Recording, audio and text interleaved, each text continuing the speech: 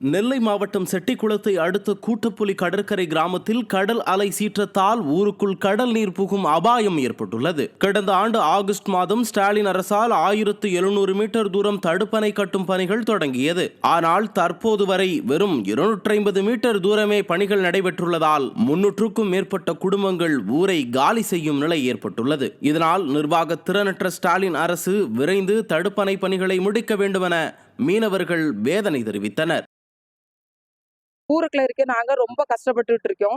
தண்ணி நைட்டெல்லாம் வீடு வர வந்துருது, வெள்ளத்தை இழுத்துட்டு போயிருது. 2 மாசத்துக்கு முன்னால கூட நாங்க ஆத்தங்கரையில பிடிச்சிருக்க வெள்ளம் 2 வெள்ளம்லாம் இழுத்துட்டு போயிட்டு பாவம் அவங்க கூட எவ்வளவு நஷ்டப்பட்டாங்க. நாங்க இன்னும் வரை இப்போ வரை முழிச்சு காத்திருக்கோம். எதுக்குன்னா நைட்டெல்லாம் வெள்ளத்தை இழுத்துட்டு போயிருமோ அப்படின்னு சொல்லிட்டு.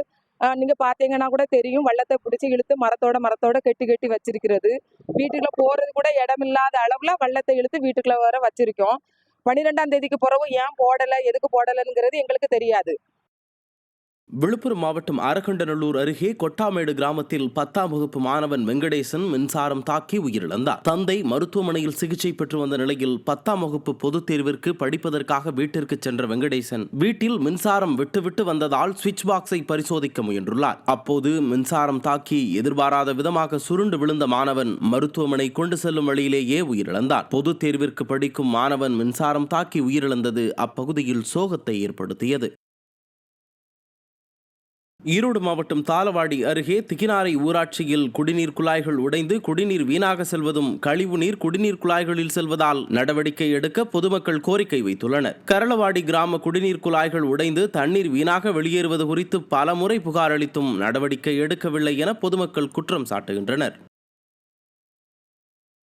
ராணிப்பேட்டை மாவட்டம் அரக்கோணம் அருகே மாணவி சக்தி என்பவர் சக மாணவியின் காதல் விவகாரத்தை அவரது அண்ணனிடம் கூறிய விவகாரத்தில் கல்லூரி மாணவி மாடியிலிருந்து குதித்து தற்கொலைக்கு முயற்சித்தது பரபரப்பானது. மோசூரை சேர்ந்த சக்தி என்பவர் தன்னுடன் பயிலும் மாணவி இளைஞர் ஒருவரை காதலிப்பதை அவரது அண்ணனிடம் தெரிவித்தார். இதனால் மாணவியின் காதலனும் அவரது நண்பரும் சேர்ந்து சக்தியை ஆபாசமாக திட்டியுள்ளனர். இதனால் மன உளைச்சலுக்கு ஆளான மாணவி சக்தி கல்லூரி முதல் தளத்திலிருந்து கீழே குதித்து தற்கொலை முயற்சியில் ஈடுபட்டார். இதில் அவருக்கு காயம் ஏற்பட்டு மருத்துவமனையில் சிகிச்சை பெற்று வருகிறார்.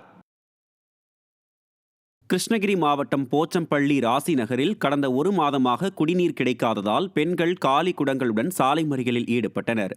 குடிநீர் கிடைக்க ஏற்பாடு செய்வதாக போலீசார் உறுதியளித்தாலும் முதலில் கலைந்து செல்லுமாறு கூறியது அதிருப்தியை ஏற்படுத்தியுள்ளது.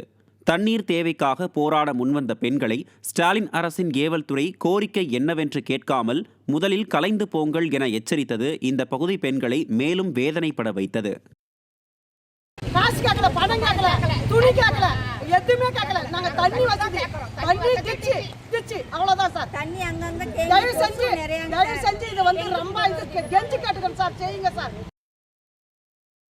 நாகை மாவட்டம் வேதாரண்யம் வேதாரண்யேஸ்வரர் கோவிலில் மாசிமக பெருவிழாவை ஒட்டி தெப்ப திருவிழா நடைபெற்றது.